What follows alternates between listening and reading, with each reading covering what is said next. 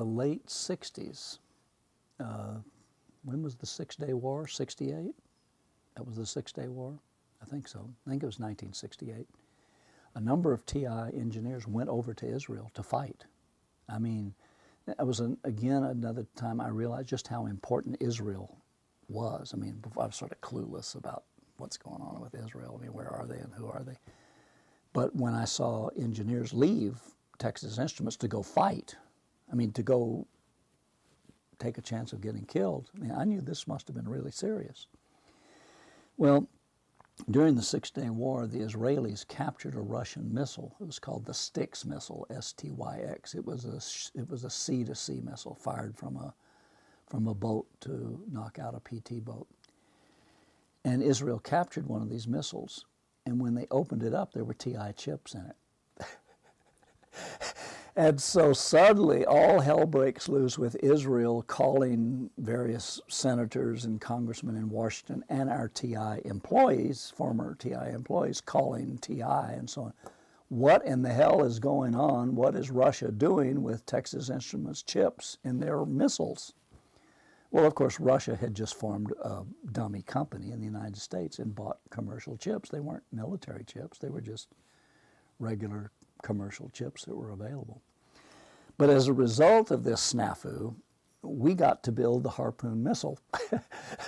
The government awarded McDonnell Douglas with a contract to build a missile to counteract the Styx missile.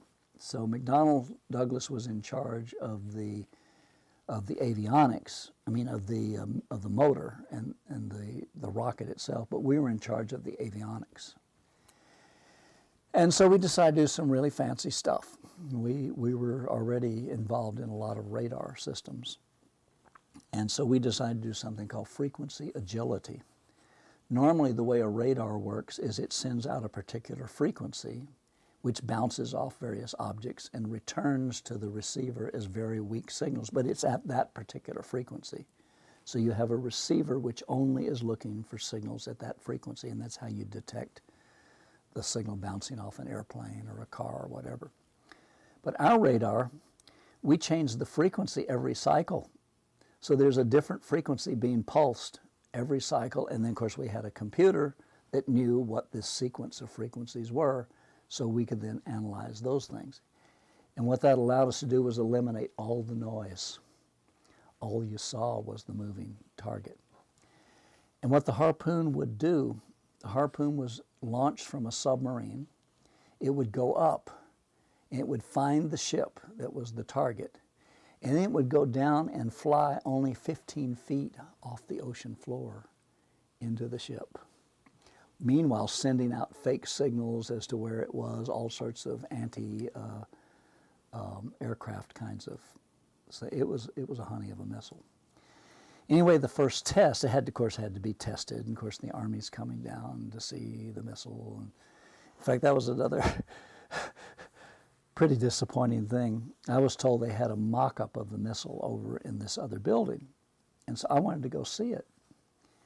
And of course, they wouldn't let me in during the day. I didn't have the clearance to do it. But then I talked to this guy. I said, "Oh, Truman, yeah, you're working on it. We'll let you in." So he opened the door and let me in. And here's the missile. It was made out of wood. They just had architects come in and carve something out of wood, and then they painted it up to look like a missile for the visiting generals to come see it. I was pretty excited. I didn't know about choreography. The content eventually has to be there, but 90% of selling to the military was choreography. Anyway, so we had the choreography. But later, of course, the missile had to be tested. So the test was conducted at a place called Point Mugu in California. It's on the bay there, and they had various ships sitting out in the harbor anchored from World War II. And the first missile was launched, and it went out and hit the boat. Looked like it hit it right about in the center. And they went out and measured it, and they found the hole, and the hole was about, 12 inches in diameter where the missile had gone. It was right smack in the middle of the boat. So the Harpoon had done its thing. The second missile had to be aborted. There was some problem with the motor. The third missile was fired, and it went out and hit the boat. We went out to find the hole. We couldn't find it. looked all over. And then the technician measured the hole, the diameter of the hole of the first missile, and it was a half an inch larger. The third missile had gone right through the same hole the first missile was. So we got a lot of praise and recognition from the military over the Harpoon, and that was in '68. By the way, the Harpoon was not used until Desert Storm in the '90s. The military buys stuff, and then it sits there never being used for decades. That also shocked me when I heard the Harpoon was used in Desert Storm. Wait a minute, the Harpoon, we did that, over 20 years ago. That was something.